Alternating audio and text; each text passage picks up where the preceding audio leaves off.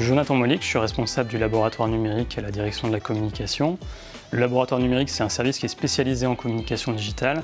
Et dans ce cadre, on accompagne et conseille les services de notre direction pour tout ce qui est mise en œuvre de solutions numériques innovantes pour les usagers, les nordistes. Et également, on pilote des projets web de A à Z, c'est-à-dire de leur conception à leur réalisation, notamment des sites web et des applications.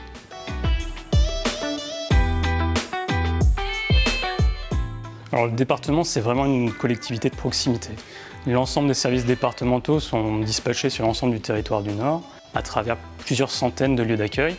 Or, on a constaté que, en ligne, notamment sur les moteurs de recherche comme Google, les informations sur ces lieux d'accueil étaient des fois incomplètes, parfois inexactes, et même dans certains cas absentes. Et forcément, ça peut générer en tout cas une certaine frustration chez nos usagers.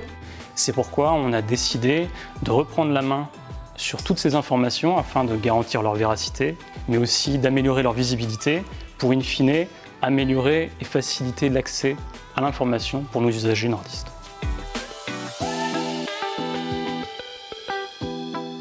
Je m'appelle Eva Caru et je suis chef de projet numérique à la direction de la communication du département du Nord. On utilise principalement partout pour mettre à jour les données. L'interface permet de mettre à jour l'ensemble des fiches en quelques clics, donc c'est assez simple. On agit surtout en autonomie étant donné que c'est assez intuitif, mais on bénéficie aussi de l'accompagnement des équipes de partout pour aller plus loin ou pour toute question.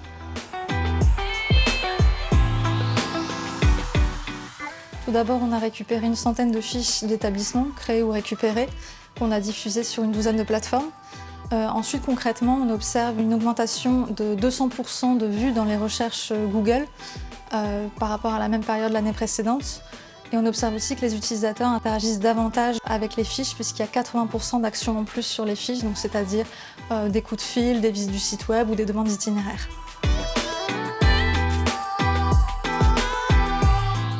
La prochaine étape, ça va être d'affiner les fiches afin qu'elles soient les plus complètes, les plus utiles et les plus précises possibles.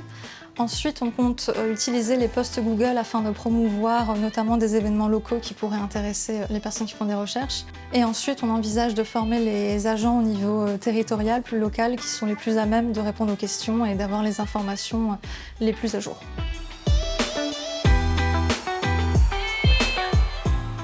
Oui, tout à fait, parce qu'on a vu avec la période du Covid et les phases de confinement que le secteur public se devait d'utiliser le digital pour maintenir le lien avec les usagers, que ce soit pour véhiculer de l'information, mais aussi pour leur permettre aux usagers de faire des démarches en ligne via des téléservices.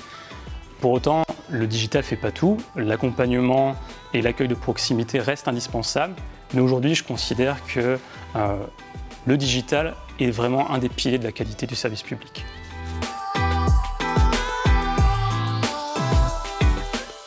On a coutume de dire que lors d'une première rencontre, c'est la première impression qui est fondamentale. Et je considère qu'aujourd'hui, la première rencontre entre un usager et une collectivité, ça se déroule en ligne. Et soigner sa présence en ligne aujourd'hui, c'est aussi faire une bonne première impression lors de cette première rencontre.